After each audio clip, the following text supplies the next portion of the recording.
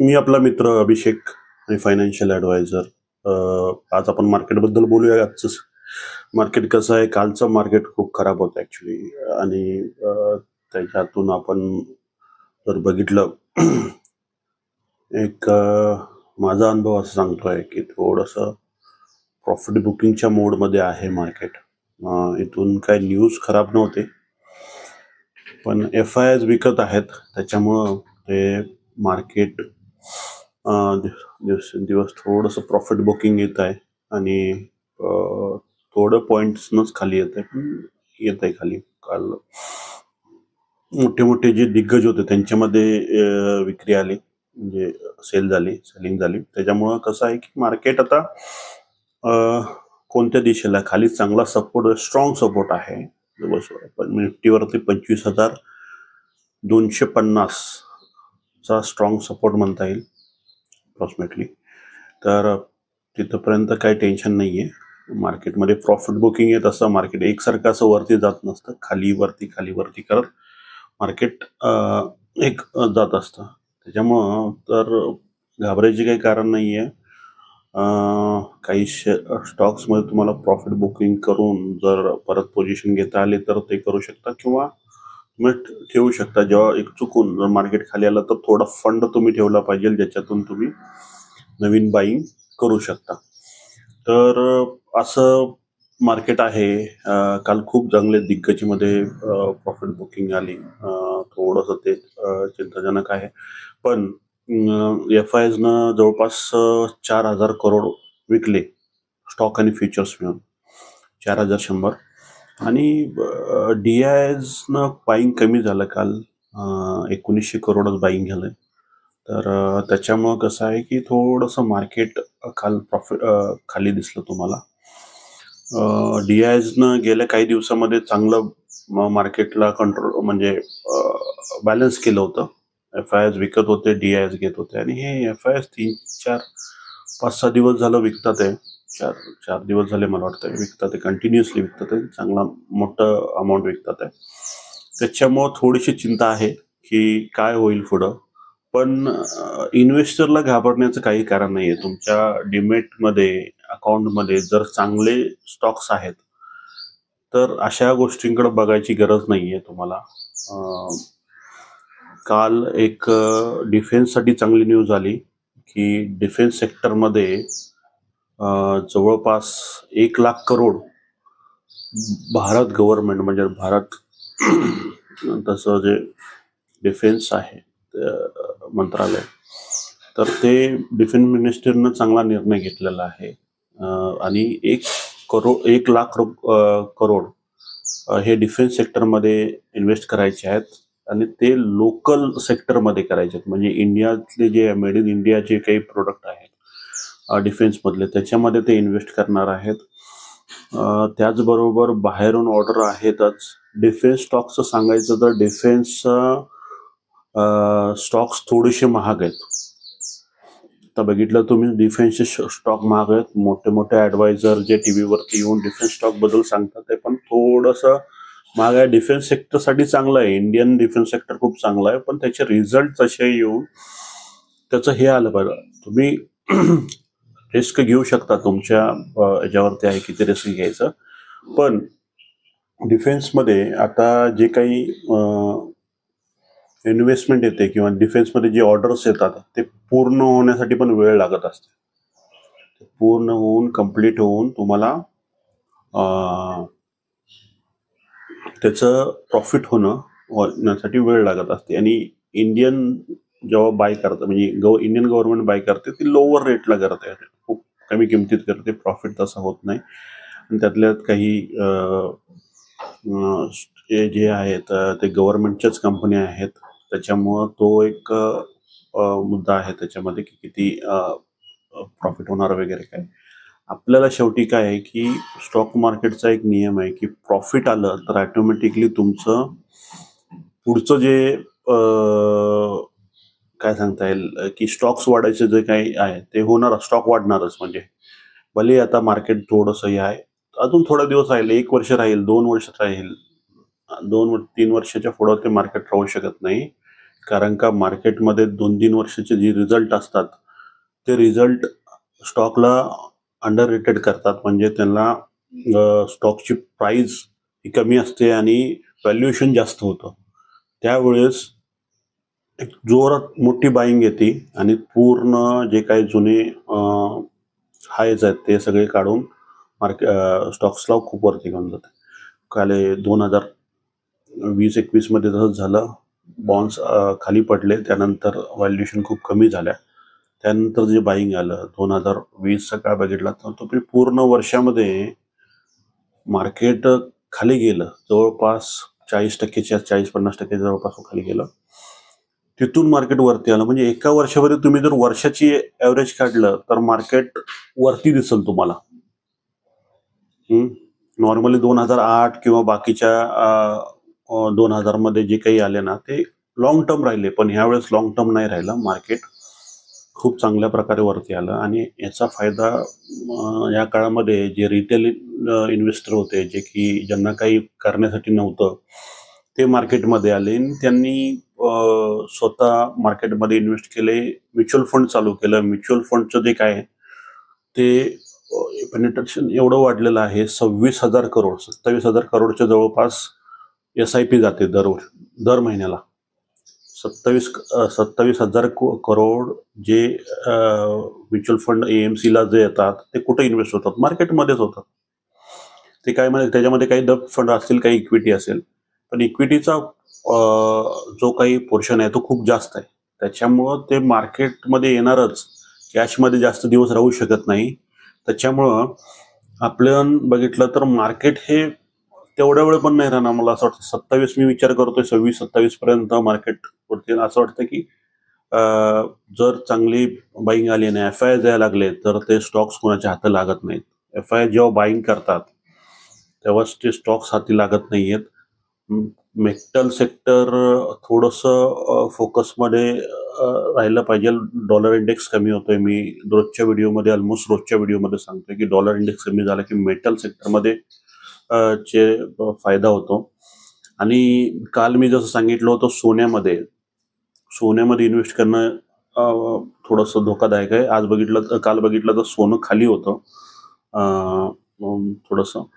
तर सोनं आता खूप हायला आहे. आता बाईंग करणं तेवढं फायद्याचं होणार नाही असं मला वाटतं. शेवटी तुमच्यावरती आहे, तुम्ही बाय करू शकता. माझं काहीच रेकमेंडेशन मी देत नाही आहे व्हिडिओच्या माध्यमातून. फक्त एक एंटरटेनमेंट व्हिडिओ म्हणून किंवा एक नॉलेजेबल व्हिडिओ म्हणून मी तुमच्यासाठी हे व्हिडिओ बनवतोय. आपण जेव्हा अपॉइंटमेंट घेऊन येणार तुम्ही माझी, त्यावेळेस आपण नक्की याच्यावरती डिटेलमध्ये डिस्कशन करू. आपण काही प्रेझेंटेशन्स आणि काही मी तयार केलेले आहे माझ्या क्लायंटसाठी, तर मी ते पण तुम्हाला दाखवेन त्यावेळेस. तर त्याच्यामुळं आम्ही ह्या सेक्टरमध्ये खूप पहिला बुलिश होतो ज्यावेळेस ते 60-70च्या जवळपास होतं. त्यानंतर जे काही वरती गेलं आणि फिजिकल बाय करण्यापेक्षा ETF मध्ये तुम्ही इन्व्हेस्ट केलेलं सगळ्यात चांगलं असं मला वाटतं. ETF मुळं तुमचं जे काही मेकिंग चार्जेस आहेत वगैरे ते वाचतात आणि तिथं चांगलं एक्सपर्ट घेत असतात. तर त्याच्यामध्ये तुम्ही हे करू शकता. सिल्वर झालं, गोल्ड झालं किंवा बाकीचे काही ETF आहेत ते खूप चांगले आहेत ETF. तर ते ETF मध्ये पण इन्व्हेस्ट करू शकता. प्रॉफिट थोडा कमी होतो पण रिस्क खूप कमी असते त्यामध्ये. ETF मध्ये थोडी रिस्क कमी असते as compare to equity. ETF मध्ये थोडीशी रिस्क कमी असते आणि त्याच्यामध्ये तुम्ही चांगले पैसे बनवू शकता. FD पेक्षा तर नक्कीच चांगले बनवू शकता. आताचा जो जुना डेटा आहे ज्याच्यावरून असं दिसतं की FD पेक्षा चांगला रिटर्न देतं लॉंग टर्म मध्ये. तर तुम्ही ETFचा ऑप्शन पण आहे. आणि आता सध्याला आताच मार्केटमध्ये तुम्ही बाईंग करू शकता. काही स्टॉक्स असे वाटतात ते मेन म्हणजे बजाज फिन्सर्वचा जो काही लोन ग्रोथ ही खूप चांगली झालेली आहे. ओव्हरऑल जो NBFC सेक्टर आहे त्याची लोन ग्रोथ खूप चांगली आहे. तर त्याच्यावरती एक तुम्ही लक्ष देऊ शकता. त्याच्यावरती काही स्टॉक्स आहेत, बजाज फायनान्स, बजाज फिन्सर्व, पुनावाला फिनकॉर्प, असे काही स्टॉक्स आहेत त्याच्यावरती तुम्ही फोकस करू शकता. त्याला बघा तुम्ही कसा काय स्टॉक्स आणि तुमच्या रिस्क प्रमाणे आणि तुमच्या काही तुम्हाला पोर्टफोलिओ बनवायचं त्याच्यावरून तुम्ही घेऊ शकता. आम्ही नक्कीच ॲडवाईस करतो. जर तुम्ही आमच्याकडं युजली अपॉइंटमेंट बुक करून आलात तर तुम्ही नक्की आम्ही याच्यावरती ॲनालिसिस करतो, पोर्टफोलिओ ॲनालिसिस करतो. ट्रेडिंग सोडा. आम्ही दरवेळेस व्हिडिओत सांगत असतो, ट्रेडिंग सोडा, इन्व्हेस्टमेंटवरती फोकस करा. ट्रेडिंग शॉर्ट टर्म आहे. शॉर्ट टर्ममध्ये लॉस भरपूर होण्याचे चान्सेस असतात. भरपूर लोक कालच एक जण मला फोन करून आले होते आणि ते सांगत होते की त्यांची आयुष्याची कमाई त्यांनी ट्रेडिंगमध्ये घालवली आणि आता इन्व्हेस्टमेंट करण्यासाठी पैसे नाहीत त्यांच्याकडे. म्हणजे मोठी अमाऊंट जवळपास 60 लाखाच्या जवळपास त्यांनी ट्रेडिंगमध्ये घालवली. तेच जर 60 लाख रुपये आज मार्केटमध्ये त्यावेळेस, म्हणजे ही कधीची गोष्ट आहे, करोना नंतरची गोष्ट आहे, त्यांनी ते घालवले पैसे आतापर्यंत. तर तेव्हा ते इन्व्हेस्टेड राहिले असते तर आज नक्कीच 60 लाखाचे 20 झाले असते. एवढं मार्केट वाढलेलं आहे गेल्या 5 वर्षामध्ये. हां, तर काही stock double, triple, 4 time, 5 times झालेले आहेत. इंडियन हॉटेलसारखा स्टॉक्स 5 टाइम्स झालेला आहे आमच्या समोर. टाटा मोटर्स 3 टाइम, 4 टाइम्स झालेला आहे.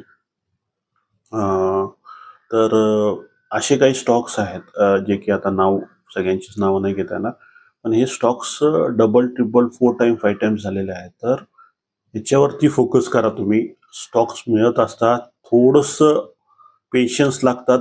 तुमच्या अकाउंटमध्येच तुमचे पैसे असतात.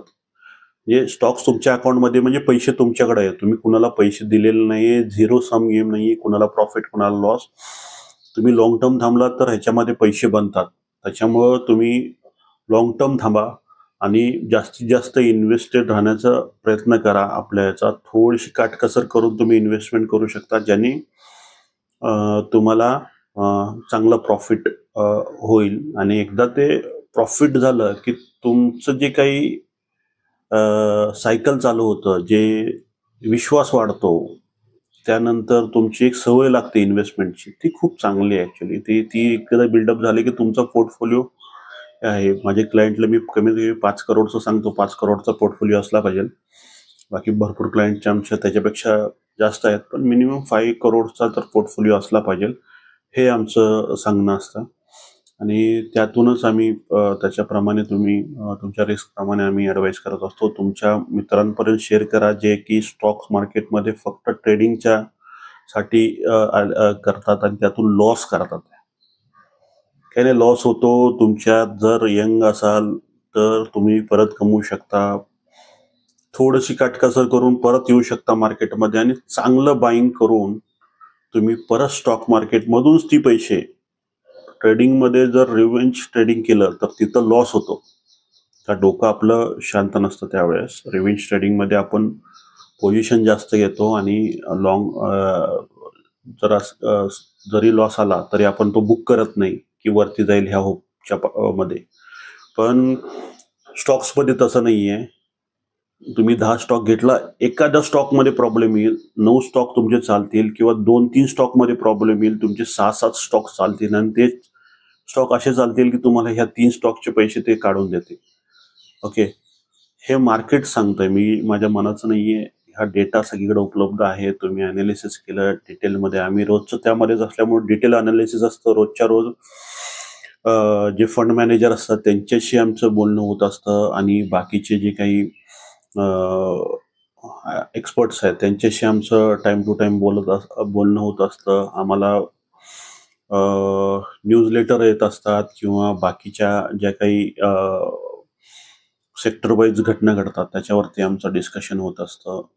माझ्या क्लायंट्सला मी टाइम टू टाइम जे काही मला न्यूज येते ते मी शेअर करत असतो आमच्या ब्रॉडकास्टच्या माध्यमातून. तर तुम्हाला ही याच्याबद्दलची माहिती हवी असेल तर नक्की मला तुम्ही कॉल करू शकता. आपण नक्की तुम्हाला त्याच्याबद्दल सर्व माहिती देऊ. आज पुरतं आपण इथंच थांबूया. असंच आपलं दररोज येऊन, काल संध्याकाळी पण येण्याचा प्रयत्न केला मी. संध्याकाळी थोडं बिझी असल्यामुळे जमलं नाही. संध्याकाळी संध्याकाळ म्हणजे काल थोडंसं मार्केट डाऊन होतं. मॅक्सिमम शेअर्स खाली होते.